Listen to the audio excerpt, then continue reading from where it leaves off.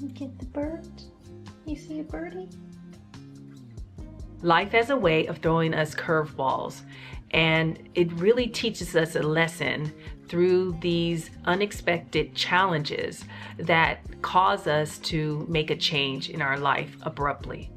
As I mentioned in past videos, my mom had a stroke at the age of 55. My father was the age of 58, and they had strokes 6 months apart of each other. There may have been warnings and things that had occurred beforehand, but we really didn't have the information back then that we do now about what are the signs of stroke. With the stress of the job, my mom retired early at 55, and 2 weeks later she had the stroke. So she never had the opportunity to live her new life, her new chapter, as I like to call a second wind.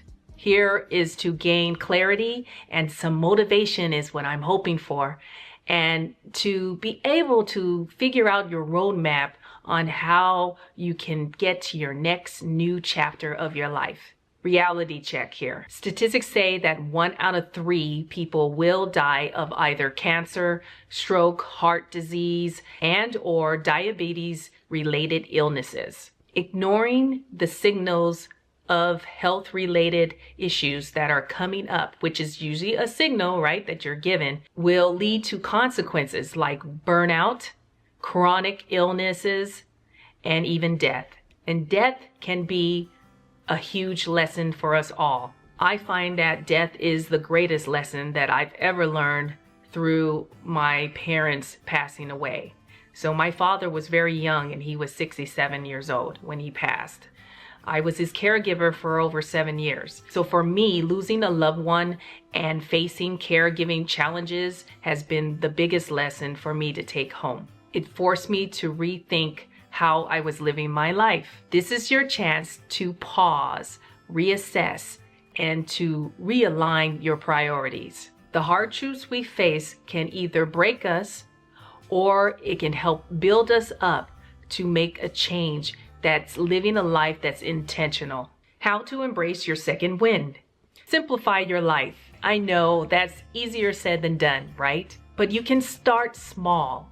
You can start with a corner of your space, your personal space, like clearing out clutter out of a drawer or even in the corner of the house. I had a video that I cleaned out my closet, and let me tell you, that was like 2 days in my opinion, but really, if I just held still, turned down the noise of distractions and focus on that area, then I would have finished within an hour. You want to clear physical, mental, and emotional clutter to reduce the stress. Simplicity isn't just about less stuff. It's about less chaos and more peace. Prioritize health. I really had to focus on my health once I saw the things that were happening to my parents. And I really took it seriously. And maybe people don't when you're working with coworkers. And I've seen people that have basically died almost at their desk. Then society tells us we have to work to our dying breath.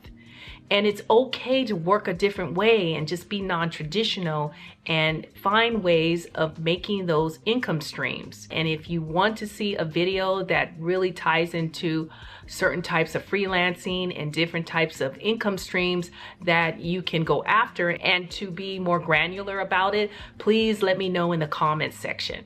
So fasting. There are many, many benefits to fasting that really cater to longevity and repairs the cells in your body. And this is something you may want to consider and add into your everyday living. Fasting is also good for disease prevention. I know that for me, I've been fasting for over 7 years, and I will tell you, it has helped me to keep my immune system strong. It's helped me with all the challenges that I have with caregiving. I'm up at night. I do know, I'm sleep deprived as well, but it has kept me from getting sick and where I can continue to take care of my mom. So those benefits are huge when it comes down to adding that into your diet plan or adding it into your regular living schedule, because that's why I call it the fasting lifestyle. Next movement. Small, consistent actions and movements that you make are going to add up, and it will make a huge difference. It's an impact on your life and how you feel, how you look in your clothes. So if you can get out there and walk a half an hour a day, big difference if you weren't doing any type of exercise. Doing stretching 10 minutes a day, just by watching television and actually stretching on the floor for 10 or 15 minutes is going to make you feel better. It's going to help that back, because I know a lot of us have back issues and we're bending a lot, and I'm picking my mom up and helping her transfer multiple times a day. If I don't strengthen that back, and then how would I be able to help her? Diet, of course. If you focus on whole foods, this will be the fuel that helps gain energy. Your body is asking for fuel, and it doesn't want the processed foods. So if we could decrease the processed foods or eliminate them, if it comes in a box, most likely it is a processed food, and stick to the produce section and stick to the meat deli section that you can get some good organic meat. This is the bonus to prioritizing your health in eating at home as much as you possibly can instead of going out and getting fast food or even restaurants. Sometimes those restaurants you can't control with sauces and putting sugar in your diet. And if you're fasting, then that will help you get rid of those cravings that are already infiltrated in our body. I know I'm a sugar fiend. I already know that. That's why I have to continuously do fasting to make sure that I'm detoxing, but also to curb the appetite and get away from those bad habits. Mindset shift. Stop waiting for the perfect moment.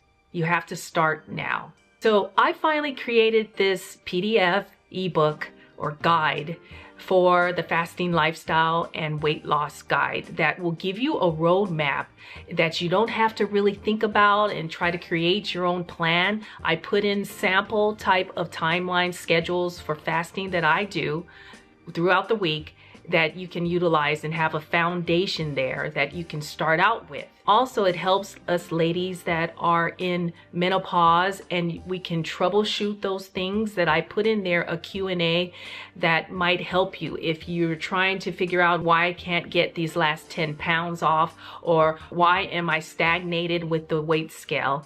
These are the kind of answers I hope that I'm giving you in the guide. You can utilize throughout your life for maintenance as well, because it's more than just fasting to lose weight in this guide. It's about simplifying your life, looking at the things in your life that you either have to eliminate or you have to minimize to a point so that you can lose weight. And when you lose weight, that is helping you gain longevity and also will attack chronic illnesses and prevent you from getting the chronic illness in the first place.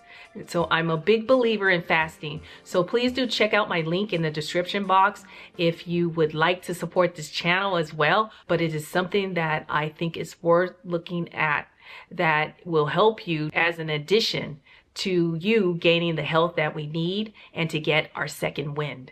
You know, I was thinking about something as I was taking my walk. Doing things against the grain or doing things that feel right to your soul and your spirit most likely won't be the popular thing to do. Having conversations with God and talking about it in public, also not a very popular thing to do, but it's the right thing to do, and it may help somebody watching today. So if you're questioning yourself about making a change that benefits your health, your livelihood, that benefits the family relationship that you have at home, if it feels right and you know it in your gut, then it probably will ruffle feathers of others that are not doing the same thing that you do. It's okay to be different.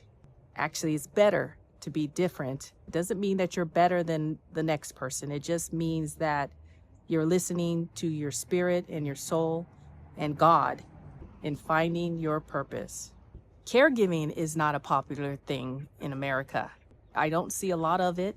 And yes, it keeps me from going on vacations, going out in places and being spontaneous. yeah, those things have changed for me that I cannot do. I know it's for the bigger picture that is beyond my understanding. And God says to have faith in Him, even though you may not understand what the plan is.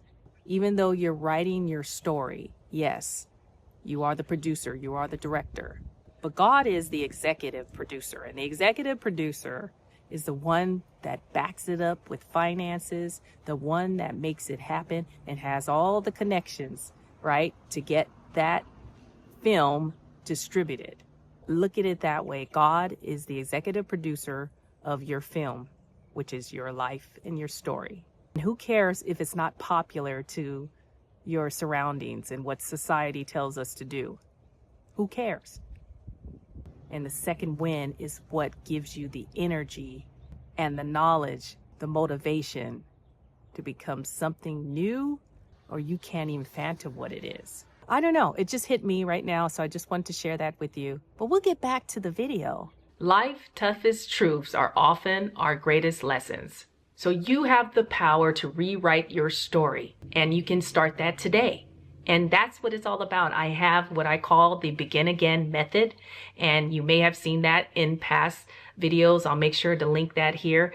And it's about a 4-step process, and combining all 4 steps for this to work for you is in the guide. So I would love for you to check it out. If you're ready to take action and to live your healthiest life, check out my ebook, The Fasting Lifestyle Weight Loss Guide for the Motivated Mature Woman. What's the hardest truth of what you learned, and how did it shape your life? And if this resonated with you, hit the subscribe button for more videos on life after 50 and living it well and thriving at it. And building your second wind. Thanks for watching, guys. I'm so glad you're here. Always remember, you can begin again. Cheers.